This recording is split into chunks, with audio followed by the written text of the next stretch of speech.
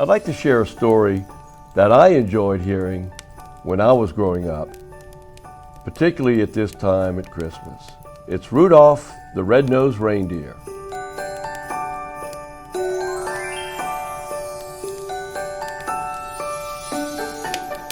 Way up at the North Pole, there's a special place called Christmas Town.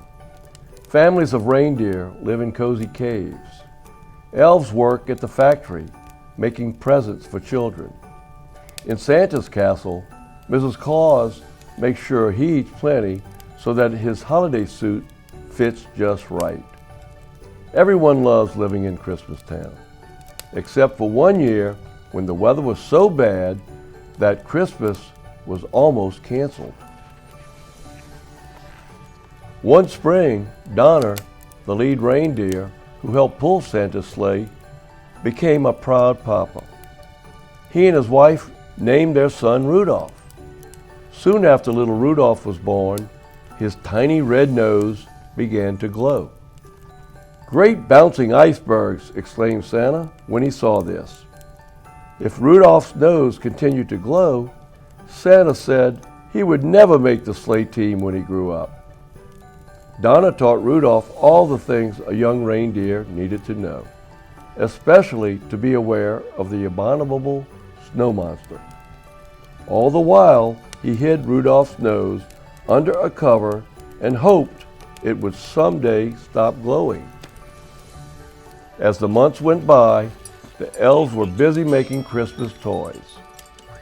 All the elves loved their work, except for one, Hermie. He just didn't have a knack for toy making. Maybe that's because he dreamed of becoming a dentist one day. This made him feel like a misfit among his fellow elves. Rudolph felt like a misfit too. He didn't like the nose cover he had to wear. Without it, his nose glowed as brightly as ever. But Donner was determined to keep that a secret. On the day of the annual reindeer games, Rudolph met Clarice, a pretty young doe. When Clarice said she liked him, Rudolph was so excited that he flew through the air with joy. Flying was exactly what Comet, the coach, was trying to teach the young reindeer. Everyone was amazed by Rudolph until his nose cover fell off. All the other reindeer, except for Clarice, laughed at Rudolph and called him names. Comet said, "From now on, we won't let Rudolph join in any reindeer games." Rudolph went off by himself, feeling sad. At the toy factory, Hermie was having trouble too. He skipped elf practice so he could fix dolls' teeth, thinking he might fit better that way. When the foreman found out, he yelled, "Come to elf practice and learn to wiggle your ears and chuckle warmly and do important stuff like that, or you'll never fit in." But Hermie just couldn't. He ran away instead. Before long, Hermie and Rudolph met and shared their stories. They decided to go off into the world together. "You don't mind my red nose?" asked Rudolph. "Not if you don't mind my being a dentist," replied Hermie. "It's a deal," said Rudolph. On their first day, they heard the abominable snow monster's terrible roar. "He must have seen your nose," cried Hermie. The two friends tried to stay far ahead of the monster. Soon they met Yukon Cornelius and his dog sled team. Yukon was looking for gold, but he found Rudolph and Hermie instead. Then Rudolph's glowing nose let the abominable snow monster find them all. Thanks to Yukon's quick thinking, they escaped on an ice floe. The ice floe carried them to the island of misfit toys, a place filled with odd toys. The ruler of the island, King Moonracer, said a toy is never truly happy until it is loved by a child. Rudolph promised the king that someday he would tell Santa about all of these homeless toys. Maybe Santa would include them in his Christmas deliveries to children around the world. Rudolph asked King Moonracer if he and his friends could stay on the island of misfit toys. "This island is not for living things," said the king. "It's only for misfit toys." "How do you like that?" said Yukon.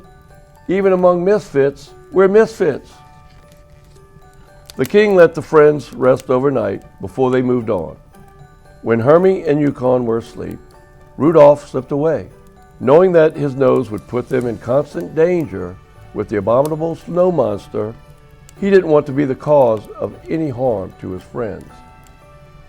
The abominable snow monster did indeed find Rudolph because of his glowing nose.